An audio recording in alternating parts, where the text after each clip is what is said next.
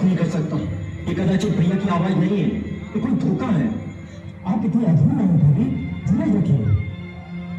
जिसका पति संकट में हो और सहायता के लिए पुकारा हो, उसको तो धीरज रखने की बात सिखा रहे हो।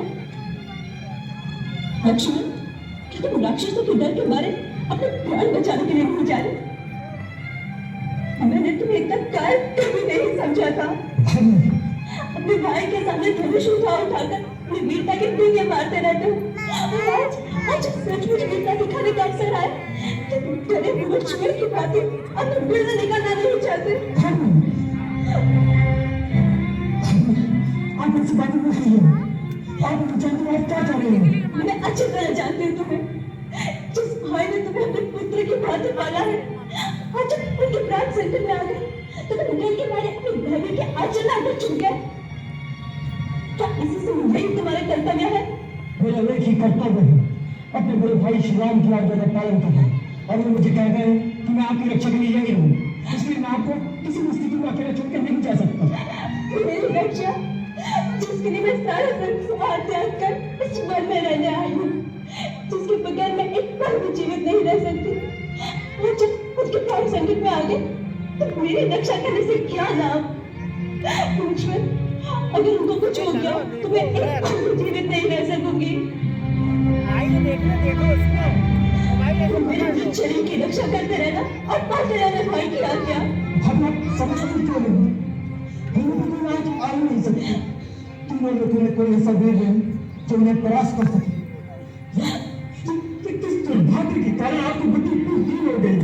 जिसके पति के प्राण संकट में हो, उस नारी के लिए इससे बड़ा दुर्भाग्य और क्या हो सकता?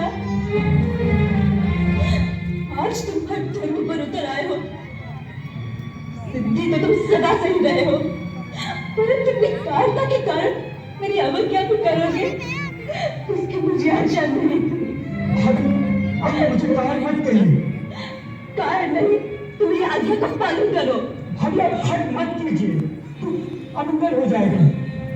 तुम नहीं गए तो मंगल हो ही जाएगा। लक्ष्मण, मैं तुम्हें समझ मत गवाओ।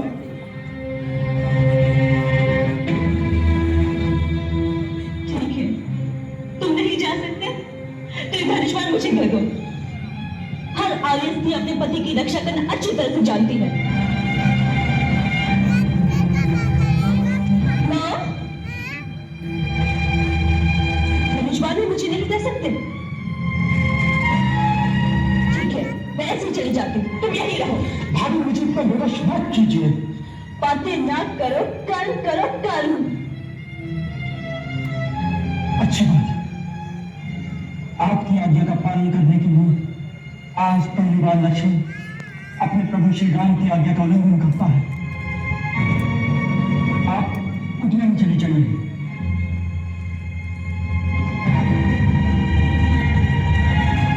माता, आप ऊपर चली जाइए।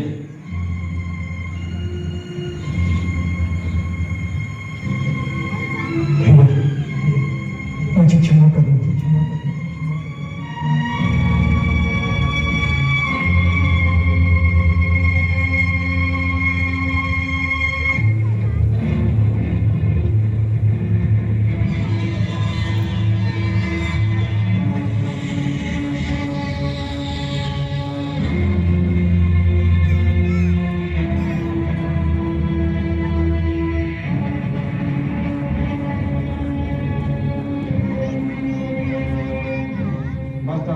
गुरु की दी हुई मंत्र शक्ति से मैंने यहाँ एक दृश्य दीवार बना दी है। कोई भी इस लक्ष्मण रेखा को पार करके अंदर आने का साहस करेगा तो जलकर भस्म हो जाएगा। इसलिए माता, मेरी आपसे विनती है, किसी भी परिस्थिति में राम भैया के आने तक आप अपने चरण इस रेखा से बाहर न रखें।